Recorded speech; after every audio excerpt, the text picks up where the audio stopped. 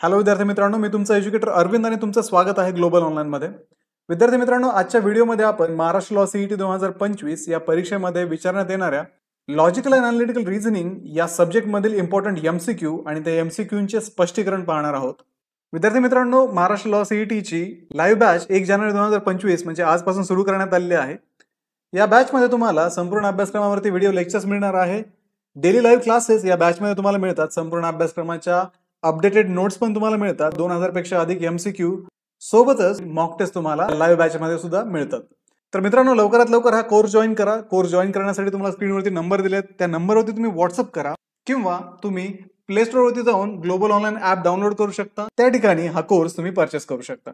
तर मित्रांनो, सुरू करूया आजच्या व्हिडिओला। तर मित्रांनो, अॅनालॉजी या टॉपिक मध्ये जे तुम्हाला प्रश्न विचारले जातात त्या प्रश्नांमध्ये सुरुवातीला तुम्हाला काही गोष्टी दिलेल्या असतात आणि त्या गोष्टींमधला सहसंबंध दिलेला असतो। तुम्हाला काय करायचंय, सुरुवातीला ज्या गोष्टी दिल्या पहिल्या 2 गोष्टींमधला सहसंबंध लावायचा आहे, त्यांच्यामध्ये रिलेशन काय ते आयडेंटिफाय करायचं आणि त्याच्यानंतर तिसऱ्या गोष्टीचा चौथ्या गोष्टीशी संबंध लावायचा आहे। जसं की तुम्हाला इथे दिलंय नदी, प्रवाह, महासागर, प्रश्नचिन्ह किंवा river, stream, ocean, question mark. तर मित्रांनो, याच्यामध्ये तुम्हाला नदी आणि प्रवाह यांच्यामधला संबंध ओळखायचा आहे आणि त्याच्यानंतर सिमिलर संबंध महासागर आणि त्याच्या योग्य ऑप्शन सोबत लावायचा आहे। म्हणजे हे जे रिलेशन तुम्ही आयडेंटिफाय कराल त्या रिलेशनवरूनच तुम्ही आन्सर शोधणार आहात। तर याच्यामध्ये तुम्हाला दिले आता नदी, प्रवाह। आता नदी आणि प्रवाह म्हटल्यानंतर नदी आपल्याला माहिती आहे, नदीमधून पाणी वाहतं आणि पाण्याच्या वाहण्याला आपण प्रवाह असे म्हणतो। जसं नदीमधून पाणी वाहतं तसंच महासागरामधून पण पाणी वाहतं। ते पाणी जे वाहतं ते पृथ्वीच्या परिवलनामुळे वाहतं। तर महासागरातल्या वाहणाऱ्या पाण्याला पण आपण प्रवाहच म्हणतो। त्याच्यामुळे या प्रश्नाचं योग्य उत्तर असणार आहे ऑप्शन अ, प्रवाह। कारण नदीच्या बाबतीत प्रवाह आहे, पाणी वाहतंय, प्रवाह वाहतोय। महासागरामध्ये जे पाणी वाहतं त्यालाही आपण प्रवाहच म्हणतो। So river, stream, ocean, current, option A याचं योग्य उत्तर आहे। यानंतर पुढचा प्रश्न पाहूयात। Magazine editor, drama, question mark. मासिक संपादक, नाटक, प्रश्नचिन्ह। तर विद्यार्थी मित्रांनो, याच्यामध्ये आपल्याला सुरुवातीला 2 गोष्टींमधला आपण संबंध लावू शकतो, मासिक आणि संपादक। आपल्याला माहिती आहे मासिक हे महिन्यातून एकदा प्रकाशित केलं जातं आणि ते प्रकाशित करण्याचं काम संपादकाचं असतं। म्हणजे इथे काम आणि काम करणारा व्यक्ती हे रिलेशन इथे दिलेलं आहे, वर्क आणि वर्कप्लेसचं। तर सिमिलर रिलेशन तुम्हाला तुमचं आन्सर आयडेंटिफाय करण्यासाठी लावायचंय। तर आपण कसं लावणार, जसं संपादक मासिक प्रकाशित करतो तसं नाटक प्रकाशित म्हणण्यापेक्षा नाटक या गोष्टीशी रिलेटेड एखादा शब्द आपण खाली शोधू शकतो, तो आहे दिग्दर्शक किंवा अभिनेता। तर या दोन्हीपैकी दिग्दर्शक जो आहे तो हे नाटक डायरेक्ट करण्याचं किंवा दिग्दर्शित करण्याचं काम करतो। म्हणजे ही जी लेवल आहे कामाची, संपादकाच्या कामाची जी लेवल आहे तीच कामाची लेवल इथे दिग्दर्शकाची आहे। त्यामुळे या प्रश्नाचं योग्य उत्तर असणार आहे ऑप्शन अ, दिग्दर्शक। Option A, director. ठीक आहे, समजलंय मग? चालेल, आता आपण पुढचा प्रश्न पाहूयात। पुढचा प्रश्न आहे GIKM HJLN PRTV आणि क्वेश्चन मार्क। तर अशा प्रकारच्या क्वेश्चन्स मध्ये, अशा प्रकारच्या प्रश्नांमध्ये आपल्याला पहिल्या 2 गोष्टींमधला सहसंबंध लावणं गरजेचं आहे। त्यानंतर आपल्याला पुढची गोष्ट आपोआप शोधता येईल। तर मग आपण जर पाहिलं इथे आपण लिहून घेऊयात पहिले GIK आणि M।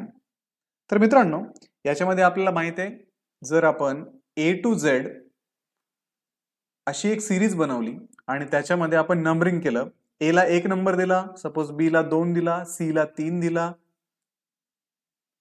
नंतर D ला 4 नंबर दिला, 5, असं करत करत ज्यावेळेस आपण Z पाशी जाऊ त्यावेळेस आपण Z ला 26वा नंबर देऊ, 26 नंबर हा Z ला येईल।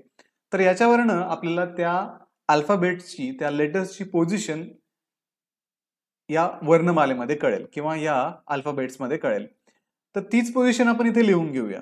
ज्यावेळेस तुम्हाला असे प्रश्न विचारले जातील त्यावेळेस सगळ्यात पहिले महत्वाचं काम म्हणजे तुम्ही त्या प्रश्नांच्या किंवा त्या लेटर्सच्या पोझिशन पहिले सोल्युशन मध्ये मेन्शन करायला हव्यात. समजा आता इथे जी ची जी पोझिशन असणार आहे ती 7 नंबरची पोझिशन असेल. 7 नंबरला जी येतोय. त्याच्यानंतर आय जो आहे तो 9 नंबरला असणार आहे. नंतर के आहे. तर के ची जी पोझिशन आहे ती 11 आहे. एम ची जी पोझिशन आहे ती 13 आहे. त्यानंतर याच्याशी संबंधित असणारा जो आपल्याला ग्रुप दिलाय तो आहे एच, जे, एल आणि एन. आता या केसमध्ये जर आपण पाहिलं एच ची पोझिशन जी आहे ती 8 आहे. त्याच्यानंतर जे ची पोझिशन ही 10 आहे. के 12 नंबरला वर्णमालेमध्ये येतो आणि एन जो आहे तो 14 नंबरला येतो. आता आपण या दोन ग्रुप्समध्ये त्यांच्या अल्फाबेटच्या पोझिशन्स पाहूयात. इथे 7, इथे 8, इथे 9, इथे 10, 11, 12, 13 आणि 14. म्हणजे आपल्याला स्पष्ट दिसतंय की आपण 1 नंबरच्या याच्यामध्ये एक ऍड केला तर आपल्याला त्याच्याशी संबंधित असणारा एच हा अक्षर मिळतो. आयच्या बाबतीत आपण तेच केलं. जर आपण एक ऍड केला तर आपल्याला जे मिळाला. के च्या बाबतीत आपण तेच केलंय. एम च्या बाबतीत पण आपण तेच केलंय. म्हणजे ज्या वेळेस आपण या शब्दाचा आणि या शब्दाचा किंवा या ग्रुपचा आणि या ग्रुपचा पहिल्या आणि दुसऱ्या ग्रुपचा संबंध लावतोय तर प्रत्येक लेटरच्या पोझिशन मध्ये आपल्याला +1 ऍड करावं लागतोय. मग हाच सिमिलर जो संबंध आहे तो आपण या दिलेल्या ग्रुपसाठी यूज करूयात. तर आपण तो लिहून घेऊयात PRTV. आता याच्यामध्ये पी ची जी पोझिशन आहे ती 16 म्हणजे 16 आहे. त्याच्यानंतर आर 18 नंबरला आहे. टी जो आहे तो 20 नंबरला आहे. व्ही जो आहे तो 22 नंबरला आहे. याच्यानंतर मग आपण काय करू, याच्यामध्ये प्रत्येक लेटरच्या पोझिशन मध्ये एक ऍड करत जाऊ म्हणजे आपल्याला पुढचं लेटर मिळेल. आता पी 16 नंबरला आहे म्हणजे 17 नंबरला असणारं जे लेटर आहे ते क्यू असणार आहे. आर 18 नंबरला आहे. त्याच्यानंतर 19 नंबरला जे असणारं लेटर असणार आहे ते एस असणार आहे. टी नंतर यू येतं. व्ही नंतर डब्ल्यू येतं. त्याच्यामुळे QSUW असा ऑप्शन आपल्याला दिलेला आहे का ते आपण चेक करूयात. तर ऑप्शन मध्ये आपण पाहिलं तर ऑप्शन ए जो आहे QSUW हा ऑप्शन आपल्याकडे आहे. त्याच्यामुळे या प्रश्नाचं जे योग्य उत्तर असणार आहे ते ऑप्शन ए असणार आहे. तर अशा पद्धतीने तुम्ही हे जे क्वेश्चन्स आहेत ते सॉल्व्ह करू शकता. चला आता पुढचा प्रश्न पाहूयात. इथे आपल्याला ग्रुप दिलेत EGIK LJHF SUWY आणि क्वेश्चन मार्क. तर विद्यार्थी मित्रांनो याच्यामध्ये आपण पाहू शकतो की आपल्याला 2 ग्रुप दिलेत. त्यांचं रिलेशन आपल्याला पहिले आयडेंटिफाय करायचं. त्याच्यानंतर तिसरा जो ग्रुप आहे सेम रिलेशन यूज करून चौथा आपल्याला इथे आयडेंटिफाय करावा लागणार आहे. तर आपण पाहूयात इथे EJIK आणि पुढचं आहे LJHF. जर आपण मागच्याच प्रश्नाप्रमाणे इथे पण नंबर्स दिले तर आपल्या लक्षात येईल की ज्यावेळेस आपण या पहिल्या ग्रुपच्या के मध्ये 1 ऍड करू आणि 1 नंबरला लिहू म्हणजे आता शेवटचा जो लेटर आहे तुम्ही इथे 1 नंबरला लिहित आहे. 1 नंबरला लिहू त्यावेळेस तुम्हाला पुढचा लेटर म्हणजेच या शेजारच्या ग्रुप मधला लेटर येतोय. आता इथे आय आहे. आय मध्ये तुम्ही परत +1 ऍड करा आणि तो 2 नंबरला लिहा +1. जी मध्ये परत तुम्ही +1 ऍड केला तर तुम्हाला पुढचं एच लेटर मिळेल आणि ई मध्ये +1 ऍड केल्यानंतर तुम्हाला एफ लेटर मिळेल. म्हणजे काय केलंय इथं रिव्हर्स ऑर्डर दिलेली आहे. इथे शेवटचा अल्फाबेट घेतलाय आणि तो रिराईट करताना पहिल्या नंबरला लिहिलाय. इथे शेवटून 2 नंबरचा घेतलाय इथे दुसऱ्या नंबरला. इथे लास्ट बट 3 नंबरचा घेतलाय आणि इथे तिसऱ्या नंबरला आणि इथे पहिला घेऊन इथे शेवटच्या नंबरला टाकलाय. तर याच्यावरनं आपण तिसऱ्या ग्रुपमध्ये सेम लॉजिक यूज करून त्याचं आन्सर आयडेंटिफाय करू शकतो. तर सेम लॉजिक आपल्याला यूज करायचंय. आपण ते लिहून घेऊयात SUWY W आणि Y. आता काय करायचं आहे आपल्याला, हा जो शेवटचा लेटर आहे तो आपल्याला पहिला घ्यायचा आहे आणि पहिला घेताना त्याच्यामध्ये एक ऍड करायचा आहे त्याच्या पोझिशनमध्ये. आता Y जो आहे त्याच्यामध्ये एक ऍड करतोय म्हणजे Y च्या नंतरचा लेटर आपल्याला घ्यायचा आहे. तर आपल्याला माहिती आहे Y नंतर जे लेटर आहे ते Z आहे. ठीक आहे, शेवटचा अल्फाबेट घेतला आपण आणि एक नंबरला लिहिला. त्याच्यानंतर आपण शेवटून दुसरा जो W आहे तो आता 2 नंबर लिहिणार आहोत. W नंतर X येतो, त्याच्यानंतर U आहे आपल्याकडे, तो आपण आता 3 नंबरला लिहिणार. U नंतर V येतो आणि जो पहिला S आहे तो इथे आपण शेवट लिहिणार. S नंतर T हे लेटर येतं.